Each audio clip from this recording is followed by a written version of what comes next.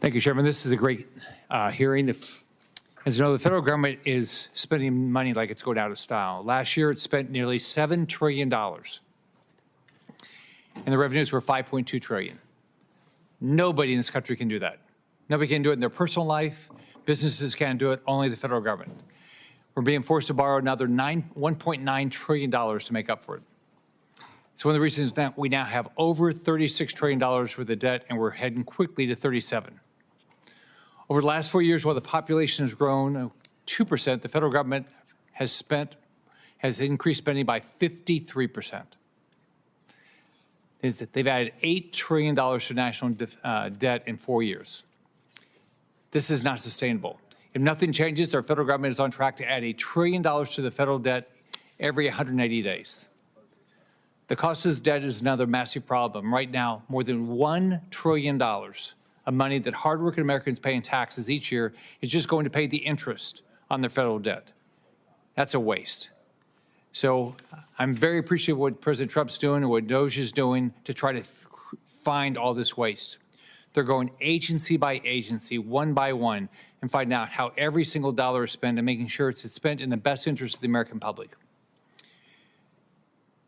Unfortunately, many Democrats among this committee have expressed outrage. But the outrage is better suited for some of the absurd, wasteful spending they've already uncovered. Let's look at USAID. They provided full funding for al-Qaeda terrorist Anwar al-Awlaki to attend college in Colorado. They gave $310 million to start a Palestinian cement factory, which is used to help Hamas build terror tunnels into Gaza. How can you be this stupid? Another $1.5 million to advance diversity, equity, and inclusion in Serbia's workplaces and to business communities. How does that help an American?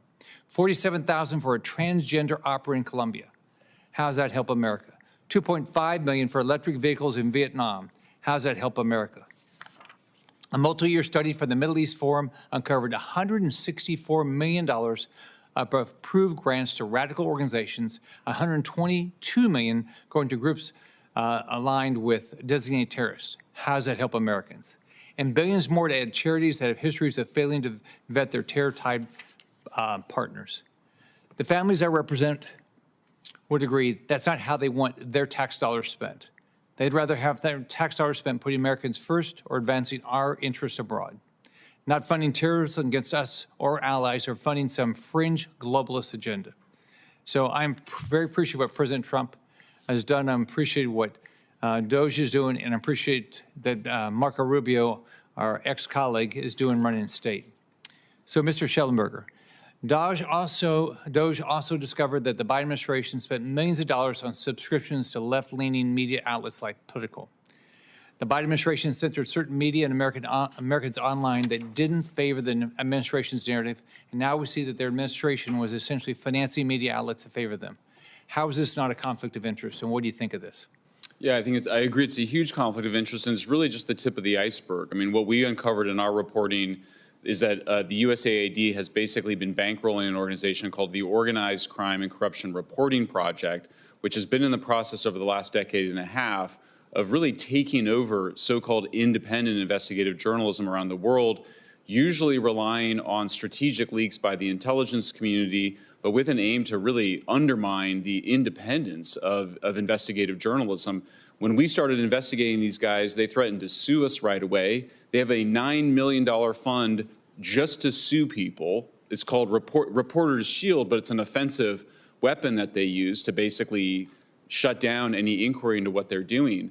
And we've even seen now, we've now traced that USAID money to investigations that were essential to the 2019 impeachment of President Donald Trump, and then also to the Russiagate hoax, particularly spreading misinformation and malinformation about Trump's alleged ties to the Russians. Of course, one of the greatest conspiracy theory of the recent era, which alleged that because President Trump banked with Deutsche Bank, and that there were Russians, oligarchs, who also banked with Deutsche Bank, that there had to be some sort of a conspiracy. So that's just the tip of the iceberg, sir. It's really a deep corruption of so-called mainstream independent media.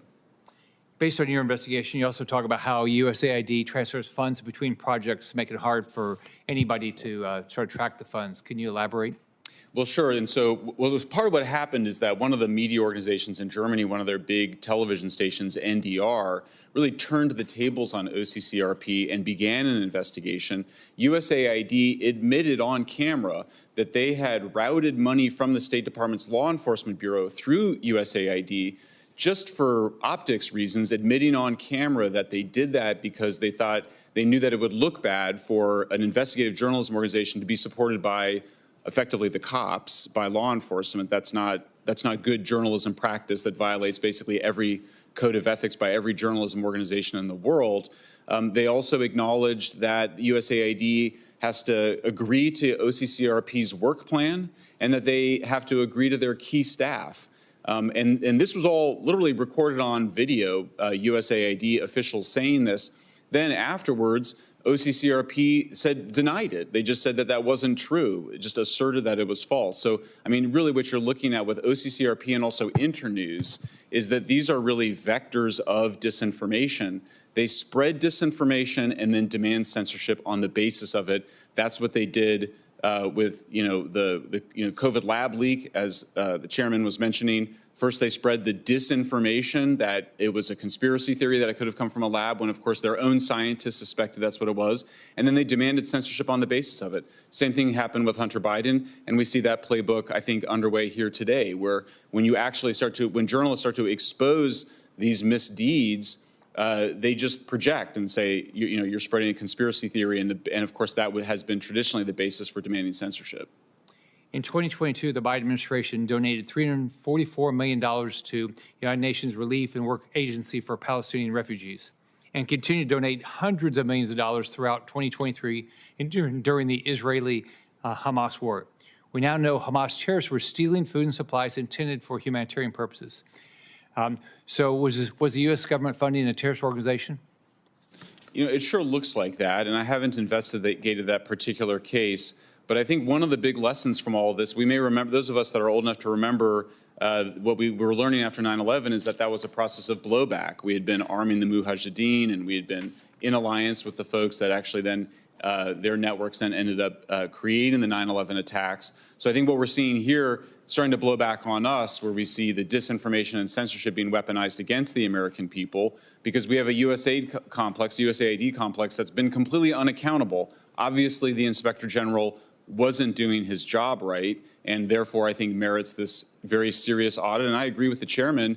If there's good stuff that they've been doing, and I don't doubt that there has been, then it should make the case for it and be added in back later, rather than sort of that we all assume that everything's fine. All right. Thank you, Chairman. Senator Kim.